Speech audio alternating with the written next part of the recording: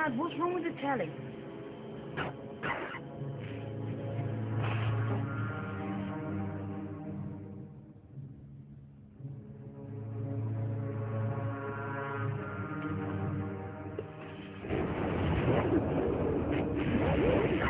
Good evening, London. Allow me first to apologize for this Emergency channel! I do, like many of you, appreciate the comforts of everyday routine, the security of the familiar, the tranquility of repetition. Bloody hell. I enjoy them as much as any bloke. But in a spirit of commemoration, whereby those important events of the past, usually associated with someone's death or the end of some awful bloody struggle, are celebrated with a nice holiday, I thought we could mark this November the 5th, a day that's sadly no longer remembered, by taking some time out of our daily lives to sit down and have a little chat. There are, of course, those who do not want us to speak. Let me think, just let me think. In fact, even now, orders are being shouted into telephones, and men with guns will soon be on their way. Damn it! Why? Because while the truncheon may be used in lieu of conversation, words will always retain their power.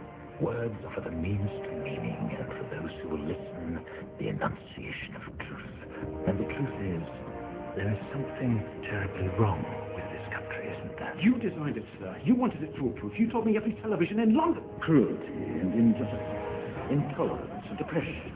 And where once you had the freedom to object, to think and speak as you saw fit, you now have censors and systems of surveillance, coercing your conformity and soliciting your submission. We need cameras. How did this happen? Who's to blame? Well, certainly there are those who are more responsible than others, and they will be held accountable. But again, truth be told, if you're looking for the guilty, you need only look into a mirror. I know why you did it. I know you were afraid. Who wouldn't be? War, terror, disease. There were a myriad of problems which conspired to fear got the best of you. And in your panic, you turned to the now High Chancellor Adam Sutler. He promised you order, he promised you peace. And all he demanded in return was your silent, obedient consent. Inspector, you're almost through. Last night, I sought to end that silence. Last night, I destroyed the Old Bailey to remind this country of what it has forgotten.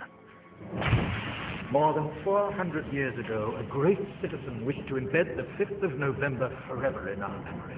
His hope was to remind the world that fairness, justice, and freedom are more than words. They are perspectives. So if you've seen nothing, If the crimes of this government remain unknown to you, then I would suggest that you allow the 5th of November to pass unmarked. But if you see what I see, if you feel as I feel, and if you would seek as I seek, then I ask you to stand beside me 1 year from tonight, outside the gates of Parliament. And together we shall give them a 5th of November that shall never, ever be forgotten.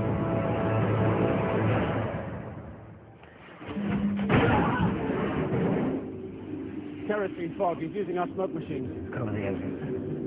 No one gets out. The rest of you follow me.